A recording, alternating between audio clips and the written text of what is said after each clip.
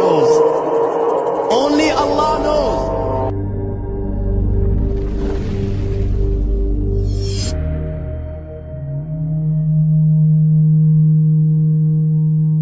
Yoshlikdan maktabda Quyosh va uning atrofida aylanadigan sayyoralar haqida o'rganganmiz va ko'pchilikning koinot haqidagi tasavvuri shu Quyosh sistemasidan iborat xolos degan fikrda qolib ketgan. Bugun sizlar bilan Alloh qodir qilgancha koinot haqida to'liqroq o'rganamiz. Maktab darsliklari va boshqa sahifalarda Quyoshning atrofidagi sayyoralar mana bunday aylanadi deb o'rganganmiz. Ammo Quyosh ham va boshqa sayyoralar ham galaktikamiz bilan birga sekundiga 520 km tezlikda harakatlanib ketmoqda. Mana bu bizning Yer. Bu esa bizning Quyosh, ya'ni bizning yulduzimiz. Quyoshni yulduz deb atash ham mumkin. Uning asl rangi esa sariq emas, oq bo'ladi. Quyoshdan kelgan nurlarni Yer bizga filtrlab o'tkazgani uchun biz uni sariq holatda ko'ramiz. Mana ko'ring, Quyoshning ichiga biz 1,300,000 ta Yerni sig'dira olamiz. Bizning Quyoshimiz shunchalik darajada katta bo'lsa ham, ammo koinotning oldida zarradan ham kichik bo'lib qoladi. Xo'p, bu demak Quyosh sistemamiz. U nimaning ichida deyishingiz mumkin. Bizning bu Quyosh sistemamiz Somon yo'li galaktikasini ichida harakat qiladi.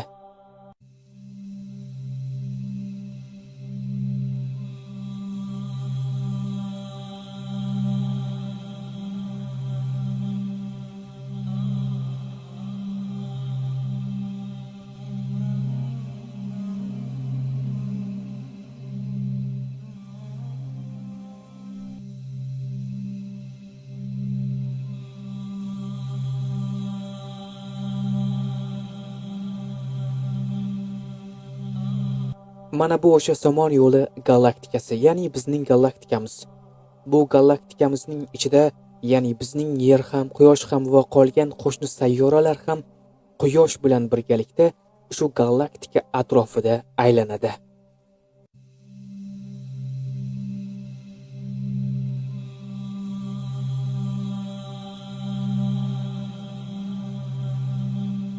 Butun galaktikani aylanib chiqish uchun esa 250 million yil kerak bo'ladi.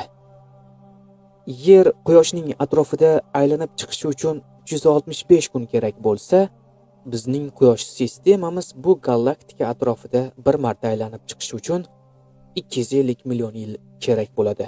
Ha, u shunchalik katta galaktika. Ajoyib, subhanalloh. Yorug'lik yili bu nima desa, tasavvur qiling, koinotda eng tez harakat qiladigan narsa bu yorug'lik. Ya'ni Quyoshdan chiqqan yorug'lik shunchalik darajada tez harakatlanadiki, Yerga 8 daqiqada yetib kela oladi. Va shu yorug'lik 1 yil harakatlansa, juda uzoq masofaga ketadi va shu o'lchov bir yorug'lik yili deyiladi. Hozirgi kunda ilm-fan shu darajada rivojlanib ketdiki, koinotning ko'p qismini o'rgana oldi. Bilasizlarmi? 1922-yilgacha deyarli odamlar koinot faqat shu Somon yo'li galaktikasidan iborat, undan boshqa narsa yo'q deb o'ylashar edi. Biz Somon yo'li galaktikamizni teleskop orqali ko'rishimiz mumkin. Uning o'rtasida ajoyib mana bunday disk mavjud. Qoyil qolmasdan ilojimiz yo'q. Subhanalloh.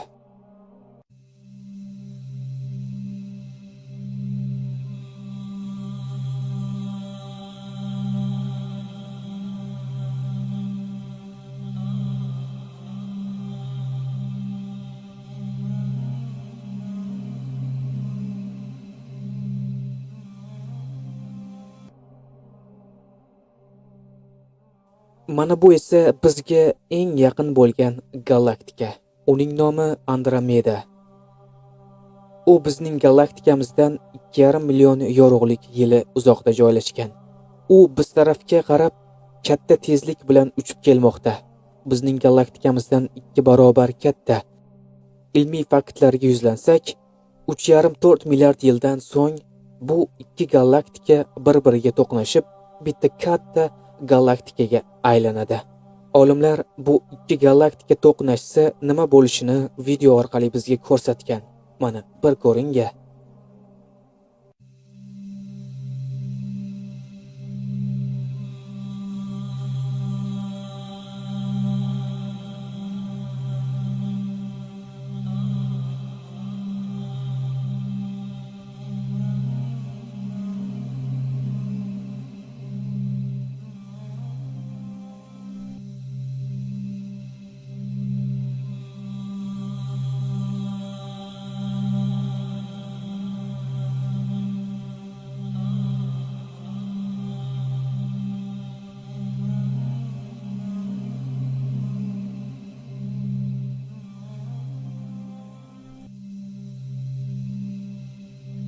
Agar yana uzoqroqqa boradigan bo'lsak, atrofimizda galaktikalar milliardlagan. 100 mingta galaktikalar bir bo'lib bitta klasterni hosil qilishadi. Bunday klasterlarning jamlanmasi esa super klasterni hosil qiladi. Super klaster esa Lanieka deb ataladi. Xo'p, bir yerga qaytadigan bo'lsak, hozir yerdan shunchalik uzoqlashib ketdikki, bizning yerimiz hozir zarradan ham kichik bo'lib qoldi. Biz esa deyarli yo'qmiz. Ha aytgancha, bu ilm fanda mavjud va bunga musulmon o'laroq hammasini Alloh yaratgan va hammasi Allohning xohishi deb ishonsak bo'laveradi. Va agar yanada uzoqroqqa boradigan bo'lsak, bunday super klasterlar koinotda milliardlagan sanoqda mavjud. Bular bir bo'lib esa kosmik web, ya'ni kosmik torni tashkil qiladi. Qisqa qilib aytganda, bizning hozirgi kundagi koinotimiz mana shu ko'rinishda desak ham bo'ladi. Agar bu kosmik torga e'tibor beradigan bo'lsak, bizning galaktikamiz taxminan mana bu joyda joylashgan.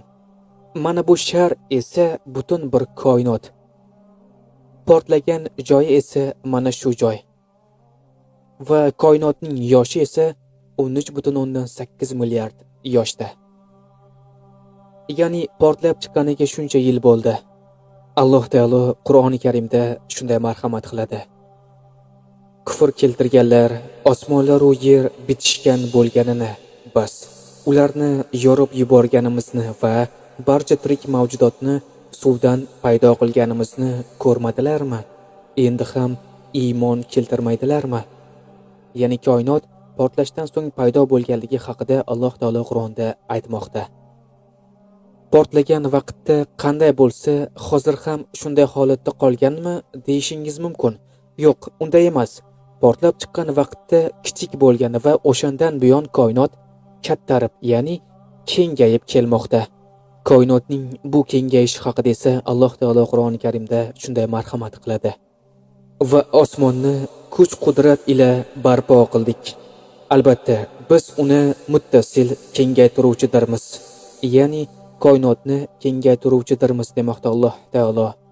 Shundan bilib olishimiz mumkinki, Qur'oni Karim bu mo'jiza. Portlagan vaqtdan beri hozirgacha kengayib kelmoqda. Hozir shunchalik darajada katta bo'lib ketganki, uning boshidan oxirigacha borib kelishingiz uchun yorug'lik tezligida 98 milliard yil kerak bo'ladi. Koinotning uyog'ida nima bor, bu bizga noma'lum. Chunki bizning bilishimizcha mana shu joydan boshlab zamon va makon tugaydi. Koinotning ichida g'aroyib bo'lgan shunday mo'jizalar borki, ularni ko'rib hayratda qolasiz. Ulardan biri bu qora tuynuklar.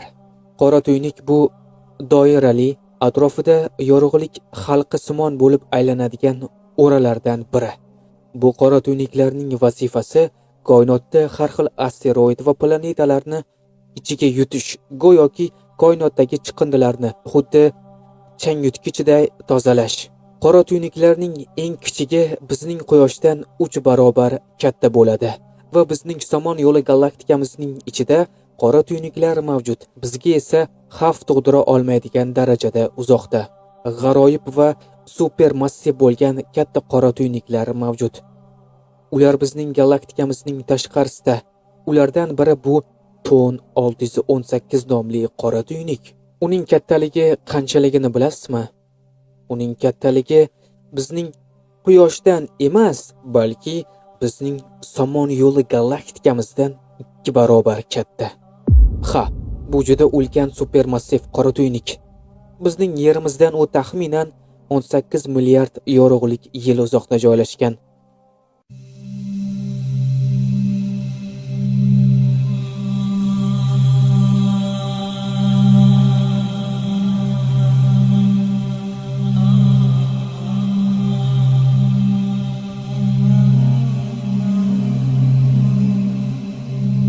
Eng g'aroyibi esa bu Phoenix A nomli qora tuynuk.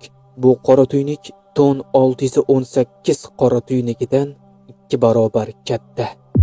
Subhanalloh.